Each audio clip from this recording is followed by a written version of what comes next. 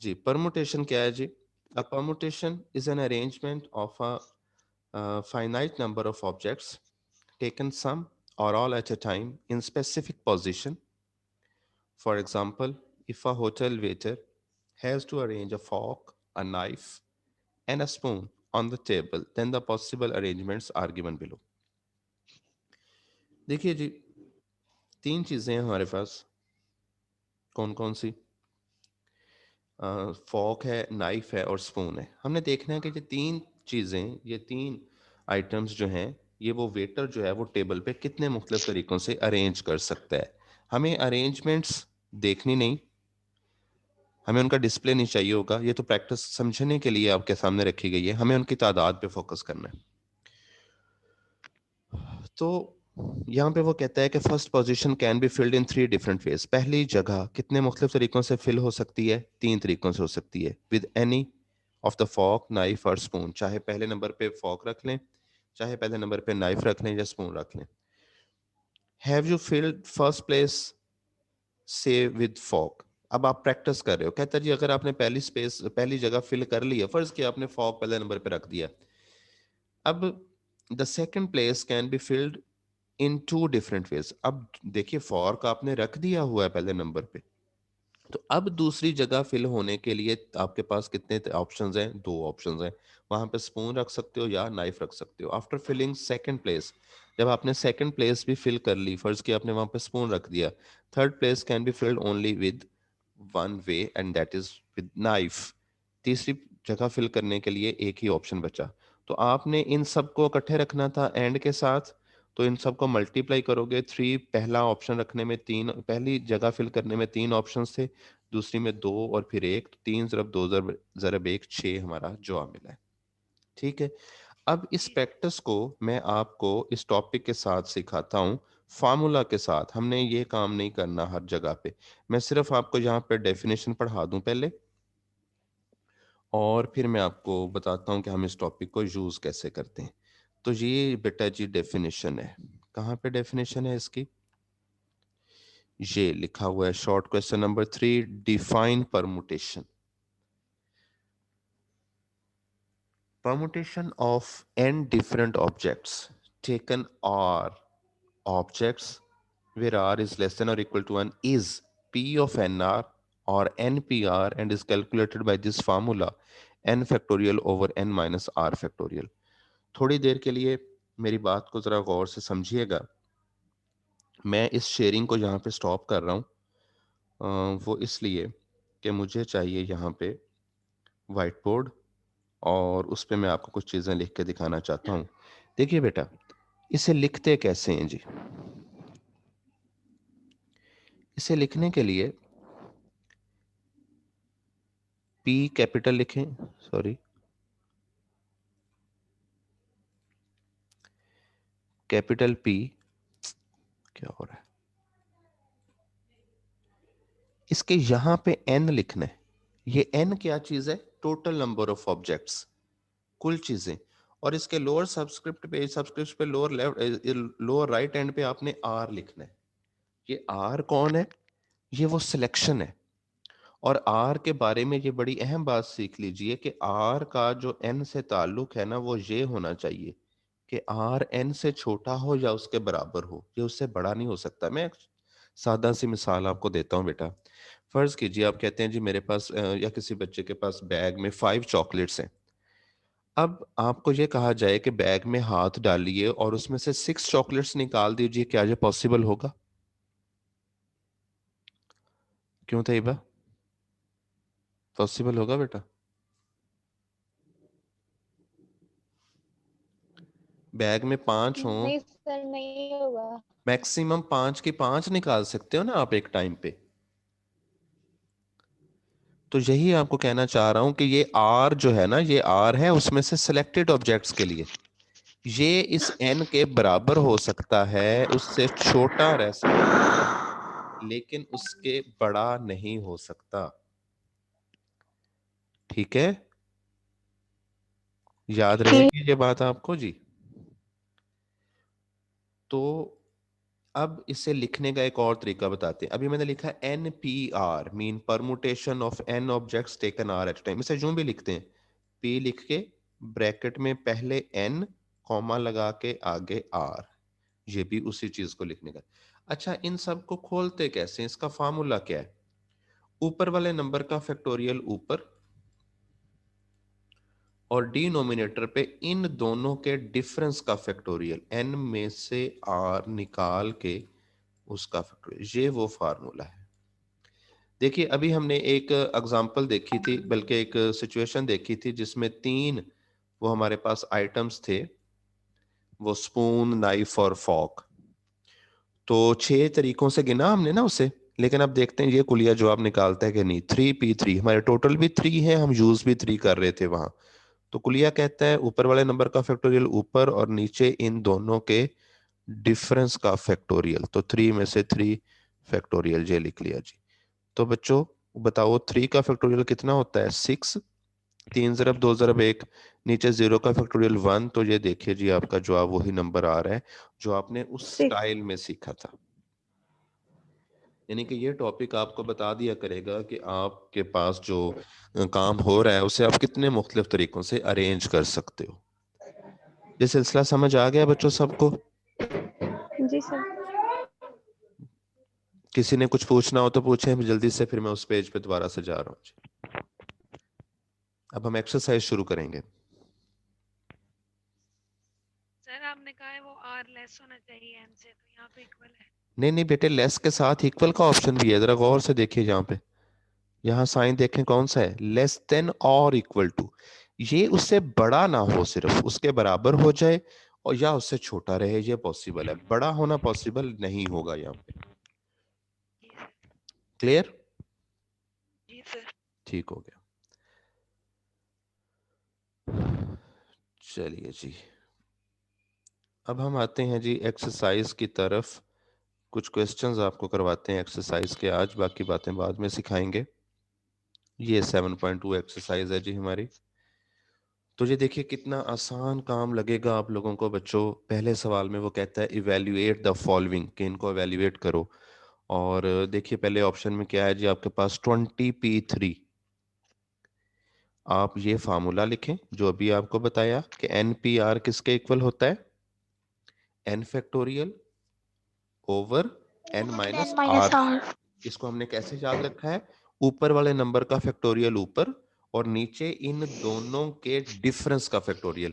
तो यही तरतीब, यहाँ पे n 20 है और r 3 है, तो ऊपर 20 का फैक्टोरियल, नीचे 20 माइनस 3 का 20 फैक्टोरियल। माइनस 3 का फैक्टोरियल। 20 माइनस 3 17 बनता है। अब 20 के फैक्टोरियल को इतना सा खोल लें कि 17 के फैक्टोरियल पे आके रुक जाएं। ये 17 फैक्टोरियल से कट जाएगा। 20 को 19 से ज़रब दें, जो जवाब आए उसे 18 से ज़रब दें। ये जवाब आ गया। मुश्किल तो नहीं लगा? No sir. नहीं। इसका सेकंड, थर्ड, फोर्थ और अगले पेज पे फिफ्थ पार्ट होगा। ये सब के सब आप कर सकते हैं जी। जी सर। इस वक्त स्क्रीन पे इन सब का सलूशन मौजूद है, मजीद देख लीजिए। किसी पार्ट में कोई इशू आपको नहीं आएगा जी। अब मैं मूव कर रहा हूँ क्वेश्चन नंबर 2 की तरफ। क्वेश्चन नंबर 2 एक अहम सवाल है। अच्छा बच्चों, मजे की बात यह है इस वक्त जो मैं आपके सामने मटेरियल शेयर कर रहा हूँ, ये देखिए हर सवाल के साथ लिखा हुआ है वो पेपर में कब आया है। ये पहला पार्ट 2016 के जो गुजरांवाला बोर्ड का जो पेपर है उसमें आया हुआ है। दूसरा पार्ट है 2014 में लाहौर बोर्ड में है। तीसरा पार्ट 2014 में मुल्तान बोर्ड में। ये पांचवा पार्ट 2015 के रावलपिंडी बोर्ड। ये आपको उनकी अहमियत का भी अंदाजा हो जाएगा। तो ये भी सबके साथ लिखा हुआ है जी। जी क्वेश्चन नंबर 2 पे इस वक्त हूं मैं। थोड़ा सा तवज्जो से समझना पड़ेगा इसे। कहता है जी कि n की वैल्यूज के लिए सॉल्व करें आप। Find the values of n। और पहला पार्ट है NP2 इज इक्वल टू 30। असल में वो ये पूछना चाहता है कि इस n की जगह पे कौन सा नंबर आए कि फिर इसका 2 के साथ परमुटेशन 30 के इक्वल आए, यानी कि इस n की वैल्यू के लिए हमने इसे सॉल्व करना है। तो इन्होंने राइट हैंड साइड को खोला है जी, NP2। अब आपको प्रैक्टिस होगी। n का फैक्टोरियल ऊपर, नीचे इन दोनों के डिफरेंस का फैक्टोरियल इक्वल 30 के आ गया। और मजीद हल करते हैं। n फैक्टोरियल को थोड़ा सा खोलना हो तो n लिख के फिर n-1 लिखेंगे, फिर n-2। n-2 पे फैक्टोरियल का साइन लगा के रोक दिया, क्योंकि नीचे भी n-2 है। ये n-2 फैक्टोरियल n-2 से कैंसिल हो गया। अब यहाँ थोड़ा सीखने वाला सिलसिला है, बच्चे यहाँ कुछ कंफ्यूज होते हैं। n इंटू n-1 और हमारे पास बराबर है फिलहाल 30 के। बच्चों अगर आप लेफ्ट हैंड साइड वाला हिस्सा गौर से देखें, यहाँ पे दो लगातार नंबर पड़े हैं। n और n-1 को हम दो कंसेक्टिव नंबर बोलते हैं। लगातार क्यों? क्योंकि इनके बीच और कोई नहीं है। इंटीजर्स के हवाले से अगर हम बात करें तो, नंबर्स के हवाले से अगर हम बात करें तो मतलब इनमें एक का फर्क है। तो मैं ये चाहता हूं कि आप सामने वाली साइड को भी इस तरह से लिखो कि उस पे भी यही रिलेशन हो। तो 30 के लिए बताइएगा ऐसे कौन से दो नंबर हैं जो करीब करीब हों और उनका जवाब, उनका प्रोडक्ट 30 रहता हो। तो वो 6 और 5 है। वैसे तो 2 ज़रब 15 भी 30 है, 3 ज़रब 10 भी 30 है, 1 ज़रब 30 भी 30 है। जी लेकिन 6 और 5 क्यों लिखे? क्योंकि वही रिलेशन इनके बीच है जो लेफ्ट पे लिखे हुए रिजल्ट के बीच। लेफ्ट के। अब आप इनको कंपेयर कर सकते हो। पहले को पहले के बराबर रखो, n की वैल्यू 6, या दूसरे को दूसरे के बराबर रख के देख लो, आपको वहां से भी n की वैल्यू 6 ही मिलेगी। तो यही वैल्यू आपका जवाब है। अगर हम इसे ऐसा नहीं करते, इस स्टाइल से नहीं हल करते, तो फिर इससे आगे हमें क्वाड्रेटिक इक्वेशन मिलती। n square minus n minus 30 is equal to 0। हमें इस पे क्वाड्रेटिक फार्मूला या इसकी फैक्टराइजेशन करके n की दो वैल्यूज मिलती, उसमें से जो पॉजिटिव वाली होती वो यही 6 होगी। तो इस तरीके से भी जवाब लिया जा सकता है, लेकिन ये ज़रा शॉर्ट है। समझ आ गई सबको? Yes sir. जी सर। ठीक है, सेकंड पार्ट देख लीजिए बेटा।